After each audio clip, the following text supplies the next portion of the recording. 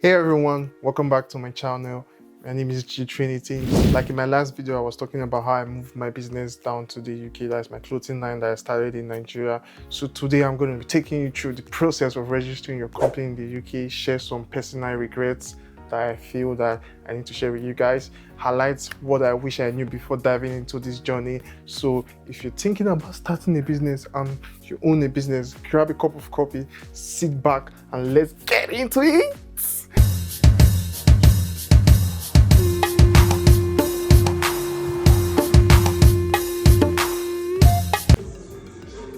So guys, if you're new to this channel, welcome to this channel.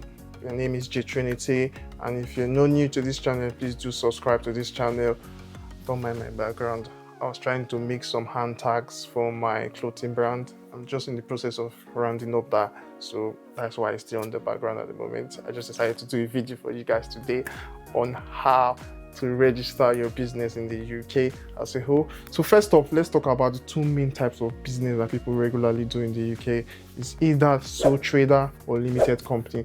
Understanding this is crucial before you make any decision, for sure. Before you make any decisions, try to understand which you want to go for, either it's sole trader or you want to go for the limited company. Both have their own pros and cons, but I'm going to be sharing with you the pros and cons of a limited company. But first of all, I will let you know what the meaning of a sole trader. A sole trader is a business run by an individual. That means you get to keep all your profits after tax, but you are personally responsible for any losses to your business. Better understand that. If you're registering as a sole trader, you are responsible for any losses to your business. So you have to understand what a sole trader is to a limited company.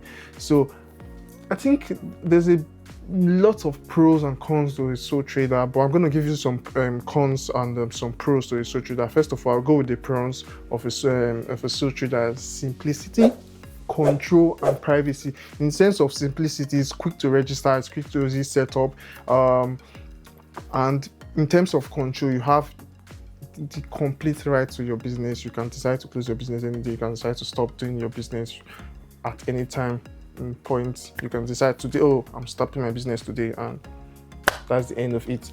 But for limited companies, quite different. I'll get to that. But in terms of privacy, your financial information remains private.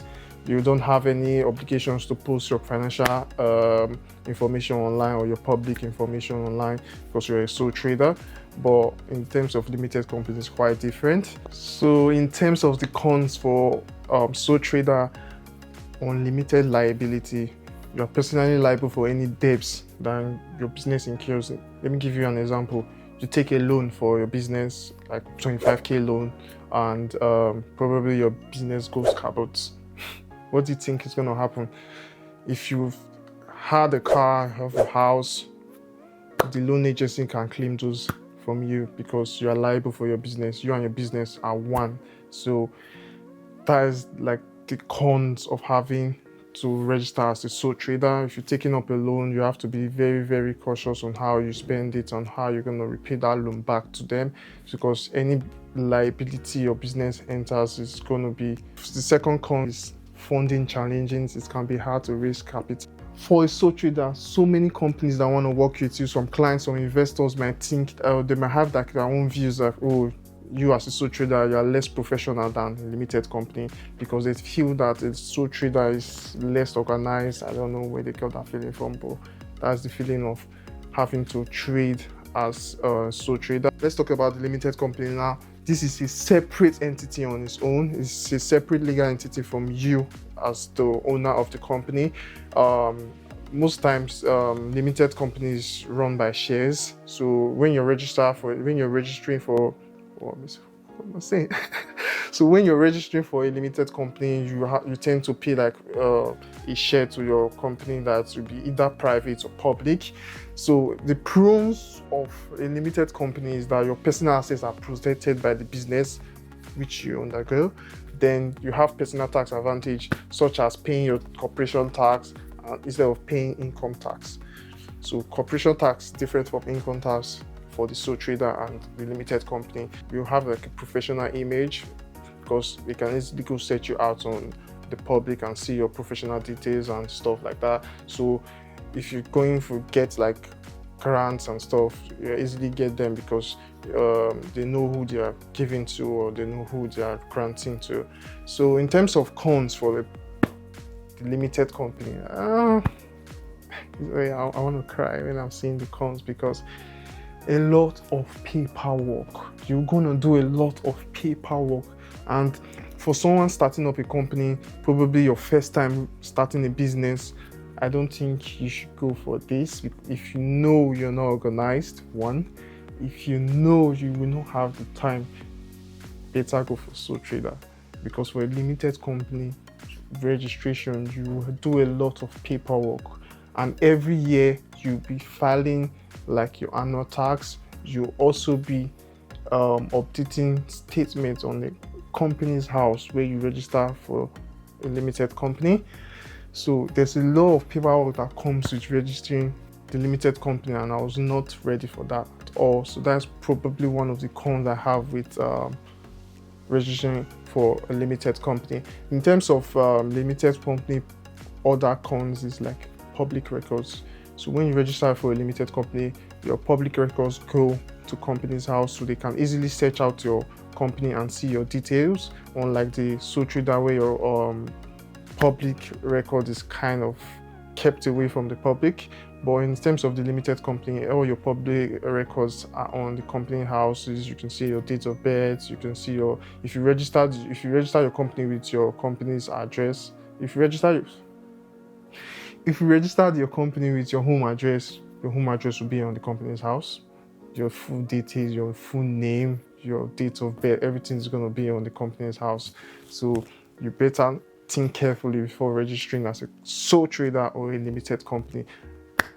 You also have to pay a fee if you're registering as a limited company as well. So guys, that's much about the pros and cons of registering as a sole trader and limited company. So the question is, why did I register as a limited company? I choose to register as a limited company because I'm a firm believer of starting as you mean to go on. The reason I registered is because I wanted to project a professional image to like my general audience as a whole, and also like the benefits of a limited company, in the sense that I did not know that it's not going to come immediately. I thought it's going to come in immediately, but the benefits of a limited company is something that goes on and on, and you have to reap in the future. So if you're looking to register your company, first thing you have to do first of all is choose a company name. Make sure it's unique, and also check with the companies, like the UK company naming rules, and so that if you don't get issue with the naming rules as well. So you can check that out on the government website.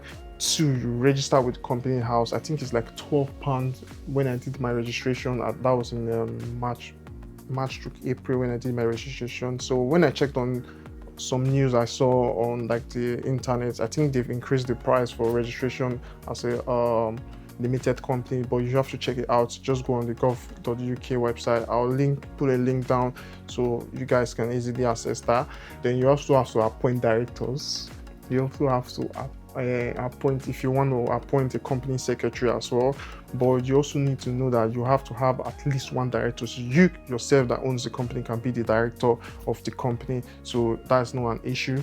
But if you don't want to be the director, probably you want to give it to someone else to do the directing of your company and everything, you can put in another director as well as the company's house. You have to notify them of like, yeah, okay, this the director. If you have put a secretary, you also have to notify them of that. You'll be uploading those statements when you're registering your company. After you've registered your company, I think they're going to be sending you like a letter to register for corporation tax, and you have to do it within 3 months of starting your company. Unlike sole trader, you don't have to register your company. I think you just start trading. Then when you get the threshold of £1,000, probably you've gotten profit of £1,000, then you need to register for sales assessments. Limited company, you have to register your company, and after you register, once you register your company, you're telling them that, oh yeah, I've started trading. So within 3 months, you have to register for. They recently sent me. I don't know if you guys can see it. So, yep. So they recently sent me a letter to register for corporation tax, which I'm going to be doing very soon.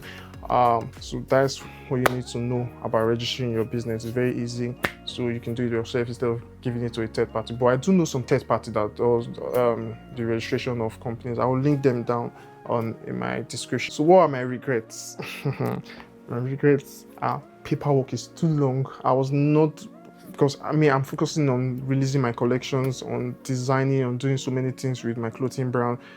I now have to also think about paperwork for my limited company. I did not expect that. I was thinking it's going to be a smooth process. Just register your company, then start trading, then do your filing of documents and pay your tax and whatever. Then the second thing is the HMRC fines. Don't let the tax man get you. So make sure you're ready for this, in the sense that you have to tidy up your paperwork. You have to file in the correct paperwork. If you file in the wrong paperwork, they will tax you for fun. I'm telling you, they will tax you for fun. They will just tax you for fun and make a lot of money out of you. So you have to be prepared. If you're using an accountant, you have to be a reliable accountant to follow up on your accountant. That's another thing. I was so confused. As a director, I don't know what's expected of me. So that's making me quite scared at the moment. So there you have it.